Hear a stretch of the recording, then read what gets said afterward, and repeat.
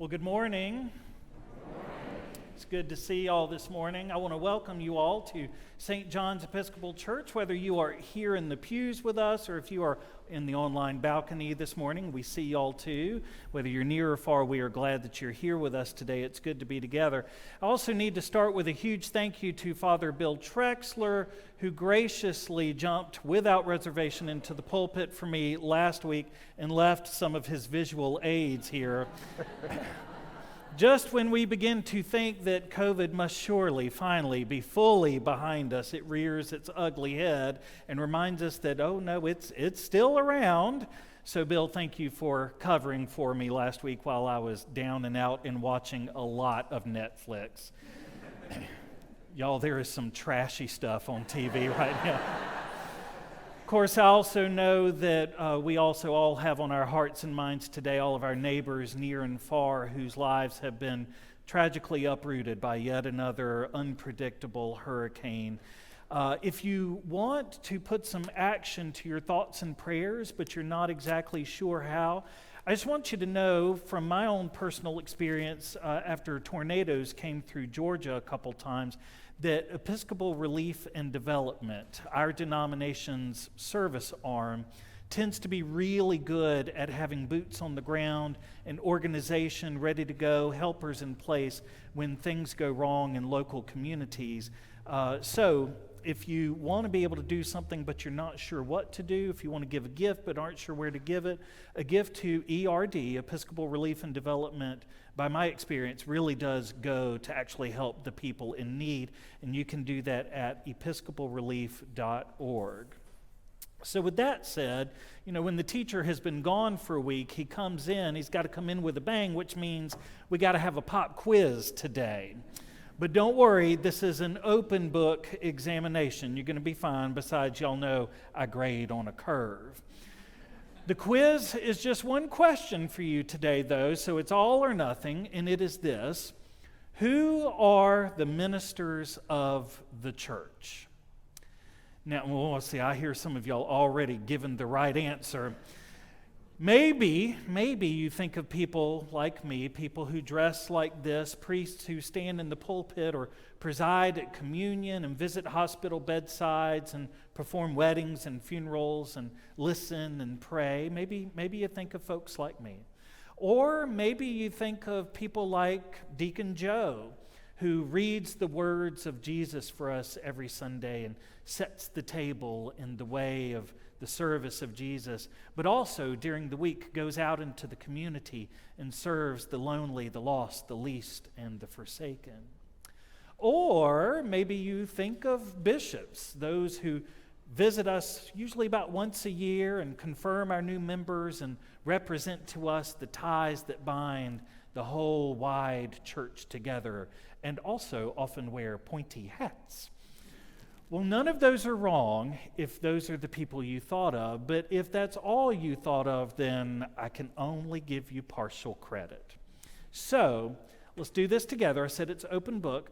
Grab the Book of Common Prayer in your pew, dust it off, that pretty little red book that is your birthright as an Episcopalian. Open it up. I want you to go to page 855, please.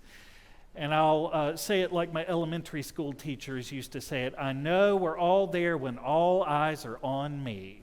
Page 855. Such good students. All right.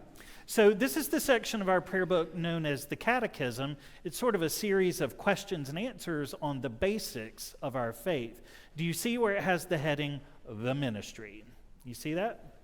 Yes, did I tell you the right page? Okay, good. All right, I want you to look at the first question under that heading. I'm going to read the question, and you read the answer. Y'all ready? You did not know this was going to be an interactive sermon. Here we go. Who are the ministers of the church? The ministers of the church are lay persons, bishops, priests, and deacons. Oh, y'all said that so proudly with such authority. Good, let's do it again. Who are the ministers of the church? The ministers of the church are lay persons, bishops, priests, and deacons. All right, now here's a fun little piece of trivia about the Book of Common Prayer. Anytime the prayer book offers an option or provides a list, it always puts the most important thing first. Did you hear that? Whenever the prayer book gives you an option or a list, it always puts the most important thing first. So what do you notice here? Yeah, we've got our bishops, and we've got our priests, and we've got our deacons. But at the very top of the heap, the most important ministers in Christ's body, the church, are you. Congratulations. All right, so you can put the prayer book down now, or if you want to just cling to it tightly for the sense of security it gives you, that's fine too.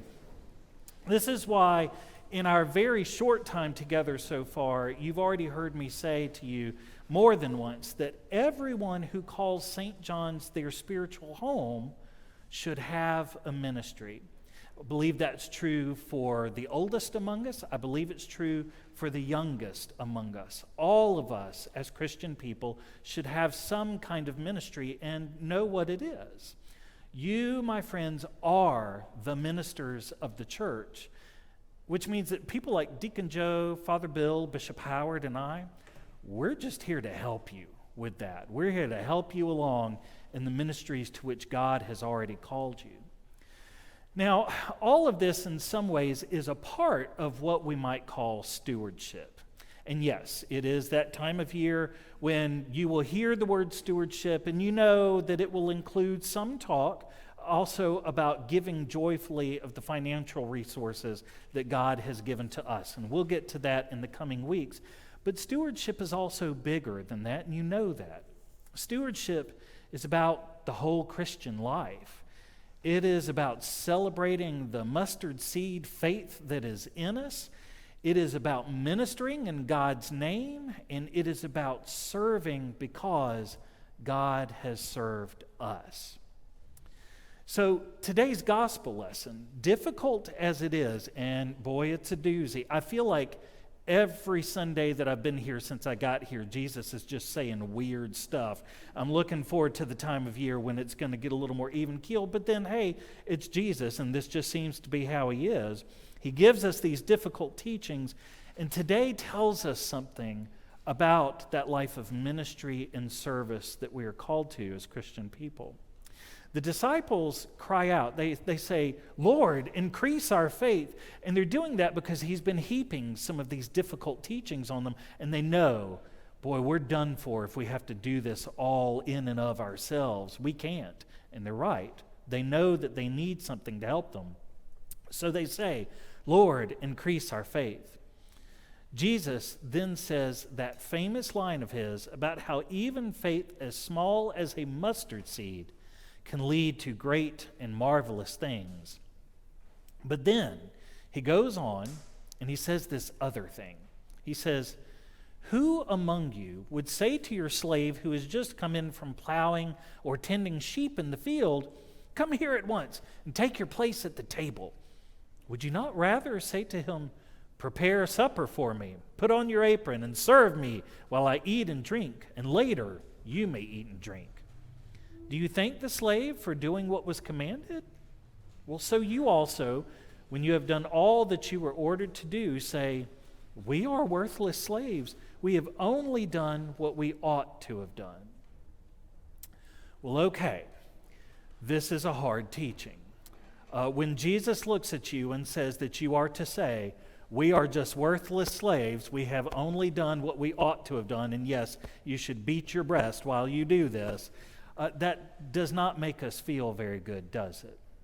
Let's dig a little deeper because there are two teachings, one that's kind of on the surface and one that goes a little bit deeper that might help us.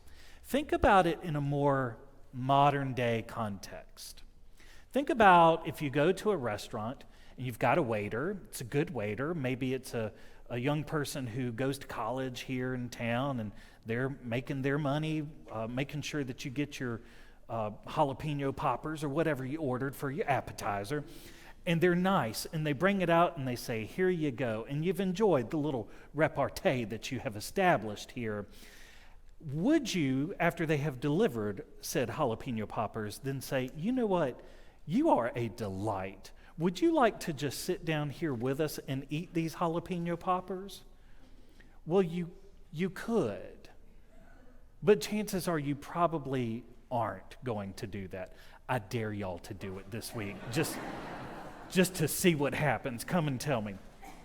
Or think about if you are at Publix and you're checking out and the cashier is helping you and they're being super helpful and they get you all checked out, and then you step aside and you say, you did such a beautiful job scanning all those things across the little scanner there. And believe me, any of us who have ever worked as cashiers know it is not the most rewarding job. People can be kind of awful. The machines don't always work. So do be nice to your cashiers. But would you then say, you did so great at this. I just bought this tub of ice cream. Would you like to eat some of it with me right here next to the checkout line? You could. You probably won't. Again, I dare you. Do it. And finally, say you go get your oil changed, and the guy who changes your oil, he gives you your keys back. Do you then say, you did such a great job at this, would you like to take a spin with me around Capitol Circle? Or even better, would you like my key? Just go without me, it'd be fine. You could. I double dog dare you, because you know you won't, and they won't take you up on the offer because they will think you are a crazy person. This is at the heart of what Jesus is trying to say to us in this story about the slaves being invited to eat at the table. He says, no, you would not do this. Likewise, we don't do service. We don't do ministry. We don't serve to see what we can get out of it, to get the free tub of ice cream or the spin around the block. And we don't do it to see what God can then owe us. We do it because it's who we are and it's what we're supposed to do. As the great New Testament scholar William Barclay once put it when he was writing about this passage, he says, you can never put God in your debt. It just doesn't work. So if you're trying to serve in such a way to make God happy, it's a losing battle. If you are doing ministry or serving others solely for the benefit of what it can do for you, in other words, if you're looking for a reward, you're doing it wrong. So that's lesson number one. That's right there on the surface. And yet, there is a twist. There is a gospel twist here, y'all. For all that Jesus says here about how we would never invite the waiter, the cashier, the guy who changes our oil to come along and join us, if you stop and think about it, is that not exactly what Jesus has done for us, though? Jesus is the servant to beat all servants. And yet he has looked at us and has said, come and dine with me. He is both the servant and the master, who has called us to be servants as well and has invited us to the table that he has set. He has saved our souls. He has welcomed us to the party, even though we don't deserve it. In that sense, Jesus is both the mustard seed of faith and the mulberry bush. Jesus is the waiter, and he is also the one who has set the whole feast, jalapeno poppers and all, and invited you to the table. He is both the cashier and the one who gives you all the ice cream. He is the oil change guy. He is the one who has given you the keys. Jesus has closed the chasm for you that was between you and God, and all he wants is for you to join the party. So yes, on the one hand, we serve, we minister, because it's just what we're supposed to do, y'all. We are made in the image of this loving, serving, ministering God. And so it's just what we're supposed to do. We don't do it for our own selfish gain, and we should never do it looking for a reward. But on the other hand, we also serve, we also minister because Jesus first served and ministered to us. And therefore, it's just a flat-out joy to do the same. We don't do it because we have to. We do it because we get to. So, You have heard me say before, and you're going to hear me say many more times through the years to come, that everyone who calls St. John's their spiritual home should have a ministry. That can look like a lot of different things. If you're a young person, maybe it looks like acolyting on a Sunday. Maybe it looks like singing in the choristers. If you're a little bit older, maybe that looks like serving as a greeter on Sundays, or helping with children's chapel, or with Sunday school, or leading EFM, or participating in EFM. Maybe it looks like serving on the vestry. Y'all, it can look like 1,000 different things. If you're not able to get up and do like maybe you were before, it might simply look like taking the prayer list home every week, and in between Wheel of Fortune and Jeopardy, saying your prayers for every person in this parish who needs prayers, because y'all, you know what the world is like. You know we need prayer warriors interceding for our beloved people on those prayer lists. Or maybe it looks like writing cards to others just to give them a little boost. It can look like all kinds of things, and it doesn't even have to look like something attached to St. John's. If you are a mama who is raising 2 toddlers and trying to shake that little girl into her tights every single week to get her off to preschool, and getting in the line every week and doing all those things that comes with that station in life, guess what? That's a ministry. Do it for the glory of God. God knows you're not doing it for selfish gain. Or maybe you're to that station in life where you're caring for both a child and also aging parents. And you know that that's hard work, and you do it for the sake of love, because Jesus first loved you, and because your parent first loved you. Y'all, that too is a ministry, so do it to the glory of God, because God knows you're not doing it for yourself. Ministry can look like 100 million different things, but the question is, what are we doing for God, and do we know we're doing it? So, my friends, I will ask you the pop quiz question one more time, and the answer is a good, hearty "we will," loud enough so that JR in the back can hear it. Who are the ministers of the church? We are. That was sad and sorry and pathetic. Who are the ministers of the church? We are. Yes, you are. You beautiful people, you beautiful children of God, you are the ministers of this church. And everyone among us should have a ministry. What is yours? Amen.